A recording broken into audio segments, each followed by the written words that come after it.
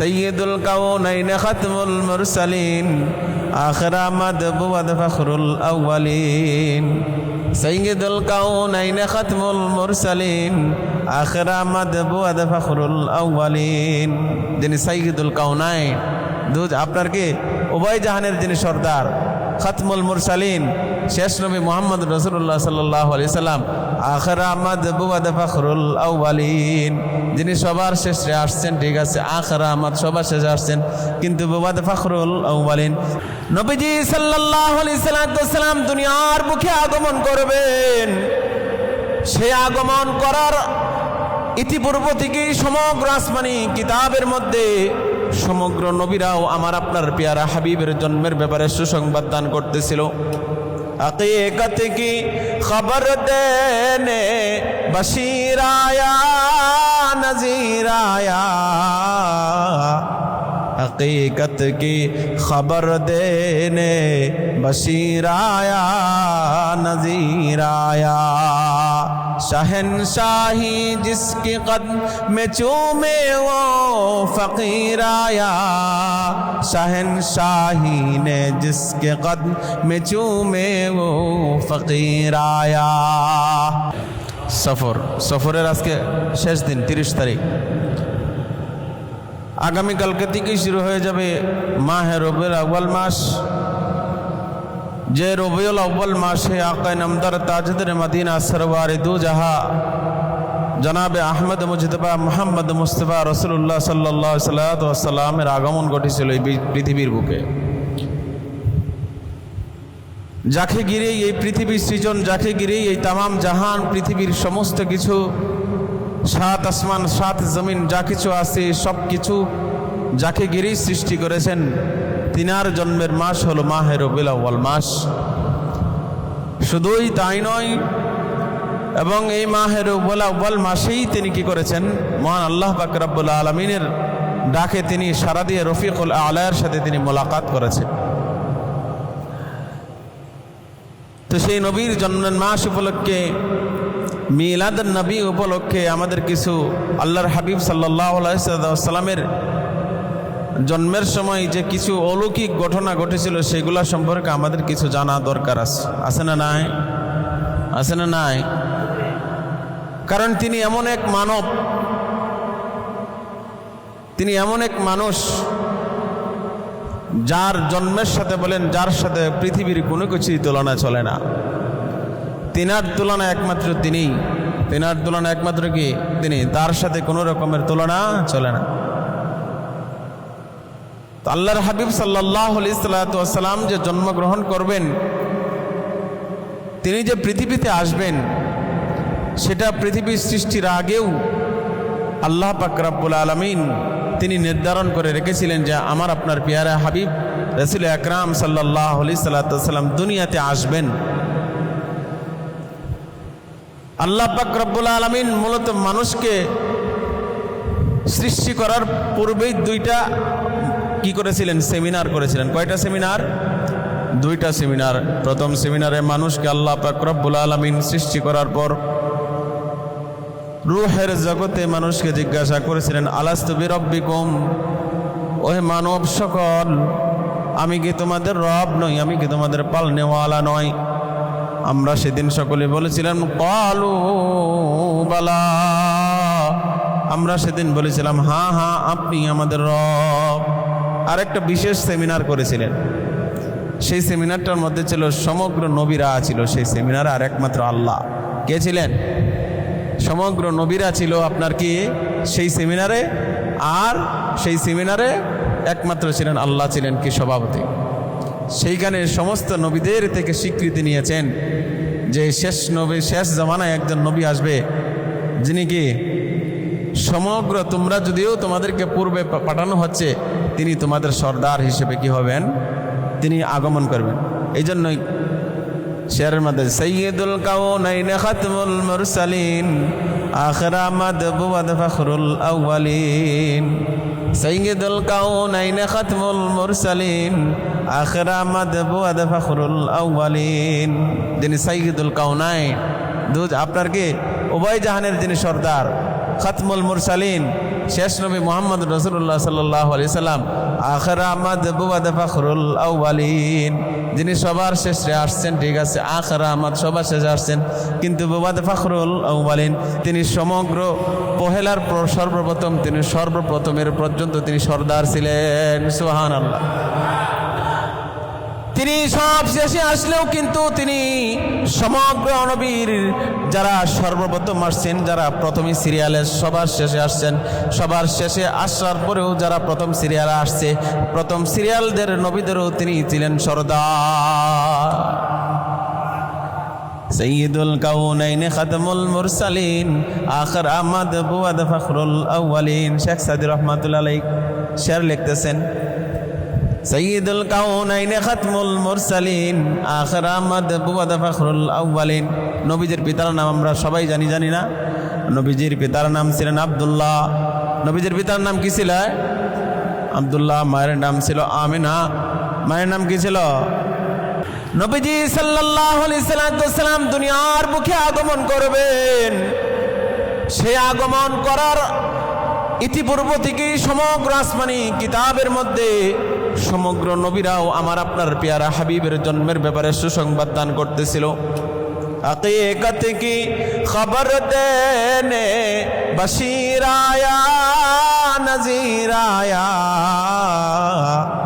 हकीकत की खबर देने बशीर आया नज़ीर आया, शहनशाही जिसके कदम में चूमे वो फ़कीर आया, शहनशाही ने जिसके कदम में चूमे वो फ़कीर आया। সমগ্র নবীর আমার আপনার নবীর আসার ব্যাপারে কি করতেন? সুসংবাদ প্রদান করেছিলেন। আল্লাহর হাবিব সাল্লাল্লাহু আলাইহি সাল্লাম তিনি যে আসবেন, বাবা আব্দুল্লাহর করে তিনি জন্মগ্রহণ করবেন, মা আমেনার করে তিনি যে জন্মগ্রহণ করবেন, এমন সংবাদ সমস্ত আসমানি কিতাবের মধ্যে আল্লাহ পাক রব্বুল আলামিন তিনি কি করেছিলেন? লিপিবদ্ধ করে রেখেছিলেন। মক্কার লোকেরা আব্দুল মুত্তালিবের কাছে আসলো। আসার পর তাকে জানার আবেদন জানানো, আপনি আল্লাহর কাছে দোয়া করেন তিনি যেন আমাদেরকে পানির ব্যবস্থা করে দেন, এবং তিনি যেন আমাদেরকে এই জমজমের কূপ যেন তিনি আমাদেরকে পাওয়ায় দেন। দাদা আব্দুল মুত্তালিব, তিনার পুত্র হারেস কানিয়া, তিনার পুত্র একজন পুত্র ছিল হারেস নাম, তেনার এক পুত্র হারেসকে নিয়ে তিনি এই জমজম কূপ তিনি খুঁজতে লাগলেন।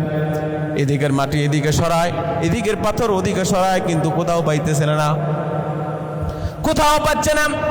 ইতিমধ্যে দাদা আব্দুল মুত্তালিব আল্লাহর কাছে তিনি মান্নাত করে বসে থাকেন, ওগো আল্লাহ, আপনি যদি আমাকে এই কূপটা যদি আপনি আমাকে মেলায় দেন, যদি আমি এটা পাই খুঁজতে খুঁজতে, তাহলে আল্লাহ আমি আপনার দরবারে মান্নত করতেছি, আমার সন্তানদের মধ্য থেকে আমার যদি জনবল বৃদ্ধি পায়, আমার যদি সন্তান জন্মভূমি, আমার যদি সন্তান হয়, তাহলে আমি আমার এক সন্তানকে আপনার রাহে কোরবানি করে দিব। মান্নত করার পরই দাদা আব্দুল মুত্তালিব জমজমের কূপ পেয়ে যায়। পাওয়ার পর দাদা আব্দুল মুত্তালিব এই যে মান্নত করেছিলেন, তিনি তার মান্নতের কথা তিনি একেবারেই ভুলে যান। এক পর্যায়ে উনি 10 সন্তানের মালিক হন। দাদা আব্দুল মুত্তালিব 10টা সন্তানের তিনি মালিক হন, 10টা ছেলে সন্তানের মালিক হন। হঠাৎ করে একদিন তিনি স্বপ্ন দেখতে পেলেন, আব্দুল মুত্তালিব, তুমি তো মান্নত করেছিলে যে আমি যদি ওই জমজমের কূপ, আল্লাহ পাক রব্বুল আলামিন তাকে স্বপ্নে দেখাইতেছেন, তুমি যদি ওই জমজমের কূপের সন্তান পাও, তাহলে তুমি তোমার এক সন্তানকে আল্লাহর রাহে কোরবানি করবে। তুমি তোমার এক সন্তানকে আল্লাহর রাস্তায় তুমি বলেছিল কোরবানি করবে। একাধারে তিনি 1 দিন 2 দিন 3 দিন দেখলেন, হে আব্দুল মুত্তালিব, শোনো, তুমি যদি ওই জমজমের কূপের জন্য যে তুমি মান্নত করেছিলে তোমার এক সন্তানকে আল্লাহর রাস্তায় কোরবানি করবে, তুমি যদি সেই মান্নতকে যদি পূর্ণ না করো, তাহলে তোমার 10 সন্তানই দুনিয়া থেকে উঠিয়ে নেওয়া হবে, এবং ওই জমজমের কূপের জন্য যে পানি ওঠার মান্নত করেছিলে, এই জমজমের পানি চিরতরে বন্ধ করে দেওয়া হবে। আব্দুল মুত্তালিব টেনশনে পড়ে যায়। টেনশনে পড়ে যাওয়ার পর তিনি ওই সময়ের তাওরাত গ্রন্থের যারা আলেম ছিলেন, তিনি তাদেরকে পণ্ডিতদের কাছে তিনি গেলেন যে আমি তো জমজমের কূপ যখন হারায় গেছিল, তখন আমি জমজমের কূপ যখন কেউ খুঁজে পাইতেছিল না, পানি ছিল না, আমি তখন মান্নাত করেছিলাম, আমার যদি ওরজান আল্লাহ আমাকে সন্তান দান করেন, আমাকে যদি জনবল বৃদ্ধি করে দেন, তাহলে আমি আমার এক সন্তানকে আল্লাহর রাস্তায় কোরবানি করে দিব।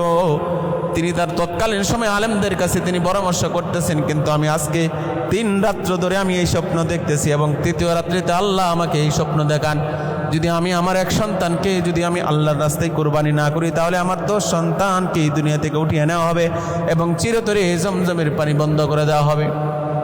ওই সময়ের আলেমরা ফতোয়া দিল, তাহলে আপনার 10 সন্তানের মধ্য থেকে যে কোনো এক সন্তানকে আল্লাহর রাস্তায় আপনি কোরবানি করেন। আল্লাহর হাবিব সাল্লাল্লাহু আলাইহি সাল্লামের দাদা আব্দুল মুত্তালিব তিনি তার সন্তানদের কাছে আসলেন। আয়েশা তিনি এক এক সন্তানদেরকে বললেন, ও আমার সন্তানেরা শুনো, আমি তো আল্লাহর কাছে মান্নাত করেছিলাম, যদি আমি এই জমজমের কূপের পানির সন্ধান পাই, তাহলে আমি আমার এক সন্তানকে আমার আল্লাহর জন্য কুরবানি করব, আমি এই মান্নাত করেছিলাম। কিন্তু আমি আজকে 3 দিন ধরে আমি স্বপ্নে দেখতেছি, যদি আমি তোমাদের কাউকে আল্লাহর রাস্তায় একজনকে হলো কোরবানি না করি, তাহলে আল্লাহ পাক রব্বুল আলামিন আমাকে স্বপ্নের মাধ্যমে জানাই দিয়েছেন যে তোমাদের 10 ভাইকে আল্লাহ উঠায় নেবেন এবং জমজমের পানি চিরতরে বন্ধ করে দিবেন। সন্তানদের এই কথা শোনার সাথে সাথে আল্লাহর হাবিব সাল্লাল্লাহু আলাইহি সাল্লামের যারা চাচা ছিলেন, হযরত আব্বাস রাদিয়াল্লাহু তাআলা আনহু, হযরত হামজা রাদিয়াল্লাহু তাআলা আনহু, একে একে সকল সন্তান একে একে 1 2 3 9 সন্তান পর্যন্ত সবাই মানা করে দিলেন, আপনি এটা কেমন মান্নত করলেন, আল্লাহর রাস্তায় আমরা কুরবানি হতে পারবো না। আব্দুল মুত্তালিব টেনশনে পড়ে গেলেন। শেষ পর্যন্ত আল্লাহর হাবিব সাল্লাল্লাহু আলাইহি সাল্লামের বিধান আব্দুল্লাহর কাছে যখন বলল, বাবা আমি তো আল্লাহর রাস্তায় এরকম মান্নত করেছিলাম, যদি আমি যদি আমি এই কুয়ার সন্ধান পাই, যদি আমি এই কূপের সন্ধান পাই, জমজমের পানির সন্ধান পাই, তাহলে আমি আমার এক সন্তানকে আল্লাহর রাস্তায় কুরবানি করব। অতএব হে আমার পুত্র আব্দুল্লাহ, তুমি কি বলো? আল্লাহর হাবিব সাল্লাল্লাহু আলাইহি সাল্লামের পিতা আব্দুল্লাহ তিনি একেবারে তিনি নিশ্চিন্তে রাজি হয়ে গেলেন। বাবা, আপনি যেহেতু আল্লাহর জন্য মান্নত করেছিলেন, তাহলে আপনি আমাকে আল্লাহর জন্য কুরবানি করেন, আপনি আমাকে ধৈর্যশীলের মধ্যে আপনি পাবেন। আব্দুল্লাহ যখন কুরবানি হওয়ার জন্য প্রস্তুত হয়ে গেল, কুরবানি করার জন্য, জবাই করার জন্য যখন মক্কার প্রান্তরে সন্তানকে নিয়ে চলতেছে, সন্তানকে নিয়ে চলার জন্য যখন তারা যাইতেছে, মক্কার সমস্ত নারী পুরুষ সবাই আব্দুল মুত্তালিব এবং আব্দুল্লাহকে ঘিরে ফেলেছে। কোথায় যান আব্দুল্লাহকে নিয়ে? আপনার সবচাইতে শান্তশিষ্ট লাজুক সন্তান, যেই সন্তানকে দেখে আমরা যদি ব্যবসা বাণিজ্যে বের হই, যেই সন্তানকে দেখে আমরা যদি ব্যবসা বাণিজ্যে বের হই, তাহলে ব্যবসা বাণিজ্য আমরা লাভবান হই। তাকে দেখে যখন আমরা কোথাও যাই, তখন আমাদের কল্যাণ হয়। আর আপনি এই সন্তানকে মেরে ফেলবেন, জবাই করে ফেলবেন, এটা হতে পারে না। সমগ্র মক্কাবাসী একত্রিত হয়ে আব্দুল মুত্তালিবকে মানা করতেছে, না না, আপনার এই সন্তানকে জবাই করে যাবে না। তাওরাত গ্রন্থের একজন আলেম ছিলেন, একজন আলেমের মেয়ে ছিল মরিয়ম নাম। ওই মরিয়ম নাম ছিল মরিয়ম। আব্দুল মুত্তালিবের কাছে এসে বললেন, চাচা যান, আপনি কি করতেছেন? যে আব্দুল্লাহকে দেখলে মক্কার সমস্ত নারীরা তাকে বিবাহ করতে চায়, যার চেহারার মধ্যে কেমন যেন একটা আকর্ষণ আছে, চমকায়, নূর চমকায়। চাচা যান, আপনি আব্দুল্লাহকে কেন কুরবানি করবেন? না না, এটা হতে পারে না। ওই মরিয়ম 80 জন নারীকে নিয়ে তিনি তলোয়ার নিয়ে দাদা আব্দুল মুত্তালিবের রাস্তা আটকে দেয়া বলতেছেন, যদি আজকে মক্কার বুকে আব্দুল্লাহকে কুরবানি করা হয়, তাহলে এই যে দেখেন আজকে আমরা 80 জন মেয়ে তলোয়ার নিয়ে হাজির হয়ে গেছি, মক্কায় আজকে বন্যা, রক্তের বন্যা বয়ে যাবে। আব্দুল মুত্তালিব তিনি কিং কর্তব্য বিমর হয়ে গেছে, পরেশান হয়ে গেছে, কি করবে? আব্দুল্লাহকে কুরবানি করতে কেউ দেয় না, কারণ সেই সময় আমার আপনার হাবিব, পেয়ারা হাবিবের পিতা আব্দুল্লাহ, যখন তাকে কেউ দেখে যাইতো, তখন তার ব্যবসায় মঙ্গল হইত। তৎকালীন যেমন মক্কাবাসীর ব্যবসায় ছিল একমাত্র তাদের ভরসা। আব্দুল মুত্তালিব তিনি আবার আলেমদেরকে শিখলেন, আমার 10 সন্তানের মধ্যে থেকে 9 সন্তান কেউ রাজি হয় নাই, কিন্তু আমার যে সন্তান আল্লাহর রাস্তায় কুরবানি হওয়ার জন্য রাজি হয়েছে, ওই সন্তানকে মক্কাবাসীরা কেউ কুরবানি করতে দেয় না, মক্কার নারী পুরুষ কেউ আমার সন্তানকে কুরবানি হতে দিবে না বলতেছে। তখন ওই আলেমরা বলল, ঠিক আছে আপনার সন্তান, এবং জিজ্ঞাসা করছে যে আপনাদের মধ্যে যদি হত্যা করা হয় তো এখনকার জমানায়, এখন তো আমার ইসলামের বিধান হলো যে আপনার আল হুররু বিল হুররি ওয়াল কাতল বিল কাতলি, যে যদি কোনো আপনার কাউকে অন্যায়ভাবে কেউ হত্যা করে তাহলে হত্যার বদলে হত্যা, এরকম আপনার বিধান, ইসলামের বিধান। তৎকালীন জমানায় বিধান ছিল যদি কাউকে অন্যায়ভাবে কেউ হত্যা করে তাহলে অন্যায়ভাবে হত্যা করার কারণে 10টা উট জিজিয়া বা জরিমানা হিসেবে প্রদান করা হতো। 10টা উট, আর উটের কিন্তু দাম আছে, বহুত দাম।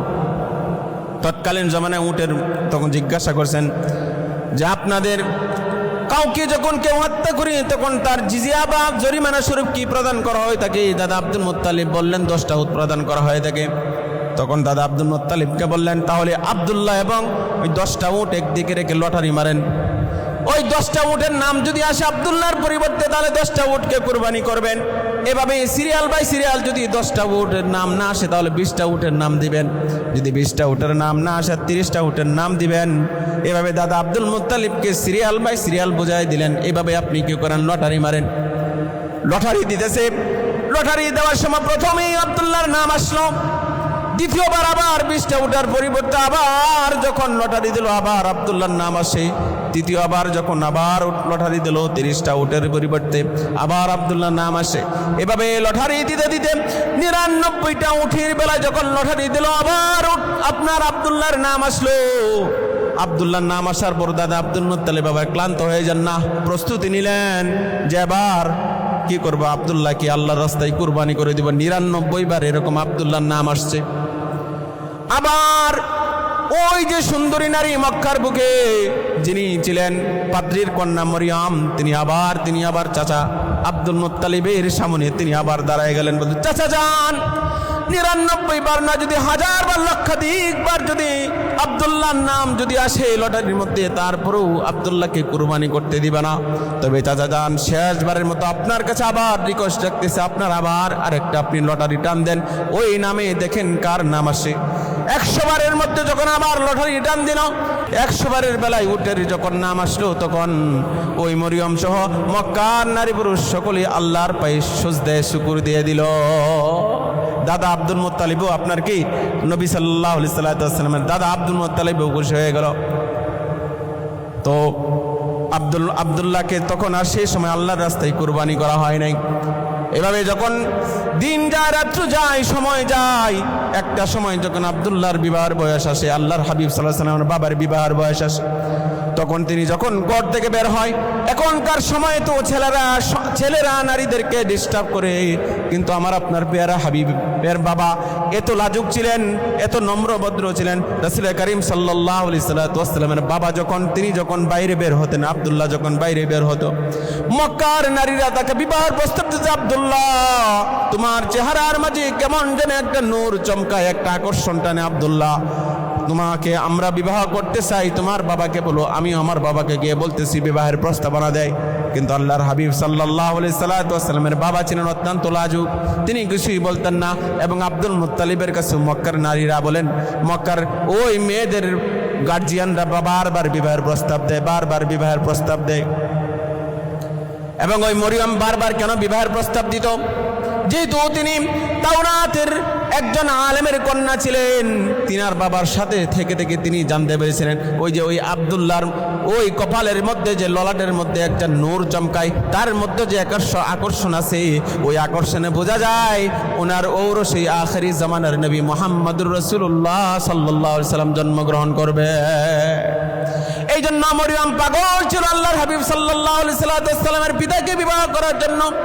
কিন্তু আল্লাহর হাবিব সাল্লাল্লাহু আলাইহি সাল্লামের পিতা তিনি অবশেষে, এবং আল্লাহর হাবিবের দাদা অবশেষে সবাই ক্লান্ত হইয়া তিনি তার আব্দুল মুত্তালিব তেনার সন্তানকে বিবাহ করাবেন। তিনি মদিনায় একজন ব্যবসায়ীর সাথে কথা দিয়েছিলেন যে তোমার মেয়ে দেখা যেতেছে বড় সুন্দরী, তুমি কথা দাও তোমার মেয়েকে কোথাও বিবাহ দিবে না আমার সন্তান ব্যতীত। তো একদিন আব্দুল মুত্তালিব আব্দুল্লাহকে নিয়ে তিনি মদিনায় চলে যান। মদিনায় গিয়ে মা আমিনার সাথে বিবাহ বন্ধনে আবদ্ধ হয়ে পড়েন। বিবাহ বন্ধনে আবদ্ধ হয়ে যাওয়ার পর 1 সপ্তাহ পর যখন মক্কার বুকে ফিরে আসে, মক্কার নারীরা 1 সপ্তাহ পর যখন ফিরে আসে, তখন আব্দুল্লাহ যখন রাস্তা দিয়ে হাঁটা যায়, তখন মক্কার নারীরা আব্দুল্লাহর চেহারার মধ্যে যে নূর দেখতে পাইতো, আব্দুল্লাহর চেহারার মধ্যে যে আকর্ষণ দেখতে পাইতো, সে আকর্ষণ আর দেখতে পাইতেছে না।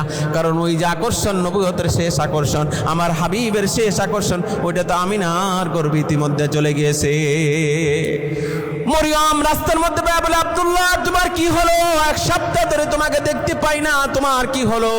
তোমার ওই চেহারাই, তুমি 1 সপ্তাহ আগে তোমার যে একটা, তোমার চেহারার মধ্যে ঝলমল করতে একটা আলো, তোমার চেহারার মধ্যে যে একটা, তোমার চেহারার মধ্যে একটা যে নূর চমকাইতো, একটা আকর্ষণ ছিল, আজকে সেই আকর্ষণ দেখা যাইতেছে না। আব্দুল্লাহ তুমি কি বিবাহ করে ফেলছো নাকি? আব্দুল্লাহ বললেন, হ্যাঁ আমি বিবাহ করে ফেলছি। এই কথা শোনার পর চিৎকার দিয়ে মরিয়ম তিনি মাটির মধ্যে গড়াগড়ি শুরু করে দিলেন। ওগো আব্দুল্লাহ তুমি কি করলে? তুমি মদিনায় গিয়ে বিবাহ করলে। আমি আমার বাবার কাছ থেকে শুনেছি এবং আমি তাওরাত থেকে জেনেছি যে তোমার ওরস থেকে আখরি জামানার নবী মুহাম্মদুর রাসূলুল্লাহ জন্মগ্রহণ করবেন। আমি সেই সৌভাগ্যবান, আমি সেই কন্যা হতে চেয়েছিলাম, মা হতে চেয়েছিলাম। আব্দুল্লাহ তুমি আমাকে সেই সুযোগ দাও নাই। তবে মনে রাখো, আল্লাহি রাব্বিল কাবা, আমি আল্লাহর কসমকে বলতেছি, আমি তোমাকে বিবাহ করতে পারি নাই তো আমি আর কোনো পুরুষকে দুনিয়াতে বিবাহ করব না। নবী করিম সাল্লাল্লাহু আলাইহি সাল্লামের পিতা আব্দুল্লাহ তিনি বিবাহ বন্ধনে আবদ্ধ হওয়ার পর এখন আবার মা আমিনার পর্ব চলে আসতেছে। গর্ভে আসার পর আব্দুল্লাহ তিনি কিছুদিনের জন্য ব্যবসায় মদিনায় চলে যান। কোন রেওয়ায়েতে তিনি ব্যবসার জন্য সিরিয়ায় চলে যান। মাস মাত্র কোন রেওয়ায়েতে আসে 2 মাস 3 মাস বা 6 মাস পর তিনি ব্যবসার উদ্দেশ্যে সিরিয়ায় চলে যান। সিরিয়ায় চলে যাওয়ার পর সংবাদ আসে মা আমিনার কাছে যে সেখানেই নবীজির বাবা আব্দুল্লাহ ইন্তিকাল করেন। সন্তান সম্ভাবনারী মা আমিনা যখন স্বামীর মৃত্যুর সংবাদ শুনে তিনি হয়রান পেরেশান হয়ে যায়। এটা একমাত্র ওই নারীরাই বলতে পারবে যারা গর্ভে সন্তান রেখে স্বামী মারা যায়, দুনিয়াতে একবারে একাকার হয়ে যায়। মা আমিনাও ঠিক সেরকম একাকার হয়ে গেল। উনার হয়রান পেরেশানি, এমন পেরেশানি হচ্ছে উনার কিচ্ছু ভালো লাগে না। ইতিমধ্যে আল্লাহ পাক রব্বুল আলামিন জিবরাইল আমিনকে পাঠাই দিলেন, ওগো জিবরাইল, আমার হাবিবের আম্মাকে সুসংবাদ প্রদান করেন, আপনার পেরেশানির কোনো কারণ নাই।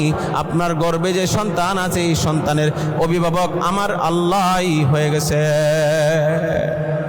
আল্লাহর হাবিব সাল্লাল্লাহু আলাইহি ওয়াসাল্লাম মা আমিনার গর্ভে যখন তার সর্বপ্রথম স্থিতি লাভ করে, যখন ব্রণ সর্বপ্রথম যায়, মা আমিনা কি বলতেছেন জানেননি? মা আমিনা বলতেছেন আল্লাহর হাবিব সাল্লাল্লাহু আলাইহি ওয়াসাল্লামের যখন সর্বপ্রথম স্থিতি আমার গর্ভে যখন প্রবেশ করে, তখন অন্যান্য নারীর বেলায় যে আলামতগুলো প্রকাশ পেত সেই আলামতগুলো আমার প্রকাশ পায় নাই। এবং আমার গর্ভে যখন সর্বপ্রথম আমার গর্ভে যখন তার স্থিতি আসে, আল্লাহ পাক রব্বুল আলামিন আমাকে স্বপ্নে যুগে দেখায়, ও আমিনা শুনো, তোমার গর্ভে এমন একজন সন্তান আসতেছে, যেই সন্তান হবে আখিরি জামানার নেতা, যেই সন্তান হবে খাতামুল মুরসালিন। এই সন্তানের তুমি নাম রাখবে মুহাম্মাদুর রাসূলুল্লাহ। আমাকে আল্লাহ স্বপ্নে যুগে এই স্বপ্ন দেখান এবং আমাকে বলছেন আমার স্বপ্নের কথা যেন আমি কাউকে না বলি।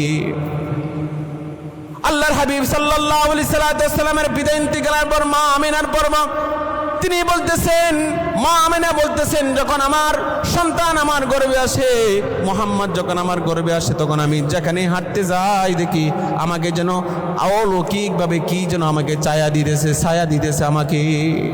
এমনকি আরবের উত্তপ্ত মরুভূমির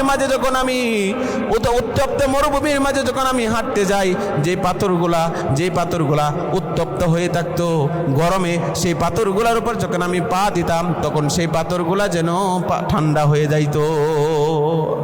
নবী করিম সাল্লাল্লাহু আলাইহি ওয়াসাল্লাম এমনকি মা আমিনা বলতেছেন, আমি যখন মা আমিনা গর্ভে ধারণ করে তখন তিনি যখন যেখানেই যাইতেন ওই গাছপালা তরুলতা সব কিছু মা আমিনাকে দেখে সালাম দিতেন, আসসালামু আলাইকা ইয়া আমিনাতা।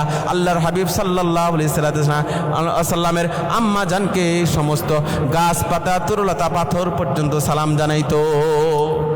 এমন কি মক্কার নারীরা বলতেছে মা আমেনা যখন কূপের কাছে যখন পানি নিতে আসতো তখন পানি উপর থেকে এমনি এমনি নিচ থেকে উপরে উঠে যাইতো। সুবহানাল্লাহ, নিচ থেকে এমনি এমনি উপরে উঠে যাইতো। মক্কার নারীরা বলতেছেন যে মা আমিনা যখন পানি নিতে আসতো তখন উপরে উঠে যাইতো, আর আমরা পানি উত্তোলন করতে কষ্ট হইতো। এই জন্য আমাকে বলতাম, আমিনা তুমি কূপের কাছে আমরা পানি নেওয়া পর্যন্ত তুমি আমাদের কাছে দাঁড়ায় থাকো, আমরা পানি নিয়ে তারপরে তোমার পানিটা আমরা তোমার ঘর পর্যন্ত পৌঁছাইয়া দিয়ে আসবো। এমন কি সিরাতের গ্রন্থের মধ্যে আসছে আল্লাহর হাবিব সাল্লাল্লাহু আলাইহি ওয়াসাল্লাম যখন ওনার গর্ভে আসেন তখন তিনি যেদিকে হাঁটতেন কেমন যেন সুগন্ধি বের হতো ওনার শরীর থেকে। উনি থুতু ফেলাইতেন, থুতুর মধ্যে সুগন্ধি ছিল। তখনকার জমানায় নিয়ম ছিল 1 বছর পর্যন্ত যার স্বামী মারা যাবে বিধবা নারীরা 1 বছর পর্যন্ত কোনো রকম সুগন্ধি ব্যবহার করতে পারবে না। কিন্তু মা আমেনা যখন যেই দিকে বের হইতেন আল্লাহর কুদরতিভাবে, যেহেতু আখির জামানার নবী সেখানে ওনার গর্ভে আসেন, এই জন্যই আল্লাহ পাক রব্বুল আলামিন ওনার শরীরের মধ্যে আলাদা একটা সুঘ্রাণ দিয়ে দিয়েছিলেন সন্তানের কারণে। মক্কাবাসী আব্দুল মুত্তালিবের কাছে বিচারে দিল যে আপনার ছেলের বউ আব্দুল্লাহর বউ স্বামী মারা গেছে, এখনো 1 বছর হয় নাই, উনি সুগন্ধ দিয়ে হাঁটে। আপনার মক্কার নারীরা বলল হ্যাঁ সুগন্ধ দিয়ে হাঁটে। আব্দুল মুত্তালিব ওনার শাশুড়ি ওনার স্ত্রীর কাছে আইসা বললেন, কি গো শুনলাম আমিনার ব্যাপারে অভিযোগ আসলো সেই সুগন্ধ দিয়ে হাঁটে, মানুষ আমার কাছে বলল, কিন্তু এখন আমার স্বামীহারা মেয়েটাকে কি করে কটু কথা বলবো বা সাবধান করে বলবো। তো আব্দুল মুত্তালিব তিনি বললেন, চলো আমরা দুজনেই ডাকি, তার সাথে আমরা কথা বলি সমঝোতার ভিত্তিতে। মা আমেনাকে আব্দুল মুত্তালিব এবং ওনার স্ত্রী দুজনে ঘরে ডাকলেন। ও আমেনা শোনো, আমরা তো বিশ্বের সমগ্র বিশ্বের মধ্যে সম্ভ্রান্ত বংশের লোক, মক্কার মধ্যে সবচেয়ে উঁচু মানের বংশ। তুমি যদি সুঘ্রাণ দিয়া ঘর থেকে বের হও তাহলে আমাদের বংশের দুর্নাম হয়, আমাদের বংশের বদনাম হয়।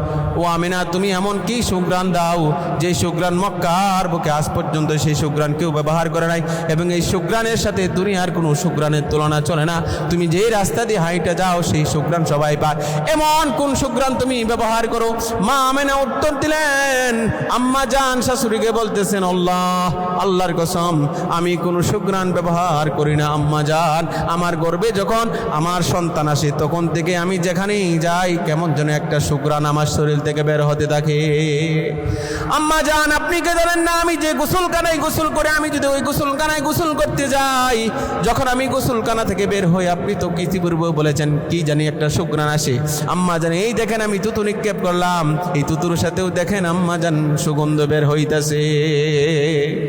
আমার আপনার পেয়ারা হাবিব সাল্লাল্লাহু আলাইহি ওয়াসাল্লাম মা আমিনা তিনি যখন গর্ভে আসেন আল্লাহর হাবিব সাল্লাল্লাহু আলাইহি ওয়াসাল্লাম তখন থেকে সেই নিদর্শনগুলো দেখতেছিল। জন্মের সময় আরো কি কি হয়েছে সিরাতের গ্রন্থে ইনশাল্লাহ আরো আছে, ইনশাল্লাহ মাহে রবিউল আউয়াল মাসে ইনশাল্লাহ